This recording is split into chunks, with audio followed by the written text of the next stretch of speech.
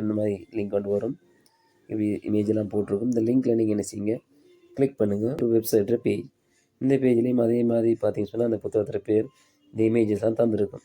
இப்படி கீழே நீங்கள் ஸ்க்ரோல் பண்ணிட்டு போனீங்கன்னா இந்த பட்டன் டு டவுன்லோட் லாகின் நவுன்னு சொல்லி ஒரு லாகின் ஹியர் வித் வாட்ஸ்அப்னு சொல்லி ஒரு மெசேஜ் ஒன்று வரும் உங்களுக்கு. அதுக்கப்புறம் இப்படி வாட்ஸ்அப் ஓடிபி லாகின் சொல்லி ஒரு இந்த மாதிரி பேஜ் ஒன்று வரும். இப்படி ஒரு பாக்ஸ் ஒன்று இருக்கும். இந்த பாக்ஸை பார்த்தா உங்களுக்கு தெரியும். இது கொஞ்சம் நான் இருந்தால் நீங்கள் முன்னுக்கு இதில் பாருங்கள் 94 ஆரம்பிக்குது. இதே மாதிரி நீங்கள் என்ன செய்யணும், 94 நம்பரை, இந்த நம்பரை தான் நீங்கள் கொடுக்கணும். ஏன்னு சொன்னால் இது ஸ்ரீலங்கோட கோட் நம்பர். முன்னுக்கு சைபர் எதுவுமே நீங்கள் ஏட் பண்ணக்கூடாது.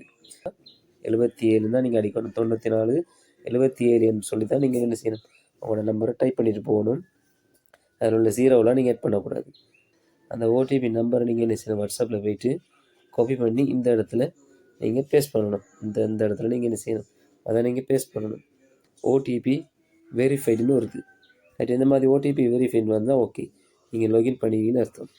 ஸோ இப்போ நீங்கள் என்ன செய்யலாம், இதை அப்படியே ஸ்க்ரோல் பண்ணால் நீங்கள் ஏற்கனவே பார்த்த அந்த ப்ராடக்ட் வந்து இதில் காட்டும். அதை ரீசன்ட்லி வியூட் ப்ராடக்ட் சொல்லி கீழே நீங்கள் சொன்னால் திரும்ப அந்த பேஜ் வரும். அதே புத்தகத்தை பார்த்தீங்கன்னா ஓகே, கீழே பார்த்தீங்கன்னா இப்போ இந்த பாருங்கள், இப்போ ஏற்கனவே லாகின் பண்ண சொல்லியிருந்தது டவுன்லோட் பிடிஎஃப்னு வந்திருக்கும். Okay, simple. இப்போ என்ன செய்யுங்க, இந்த பட்டன் டவுன்லோட் பிடிஎஃப்னு சொல்லி இந்த பட்டனை நீங்கள் கிளிக் பண்ணிங்கன்னு சொன்னால் நீங்கள் பார்க்கலாம். இப்படி நீங்கள் ஏற்கனவே கூகுளில் இது பண்ணிங்கன்னா உங்களோட ஃபைல் வந்து டவுன்லோட் ஆகிடும்.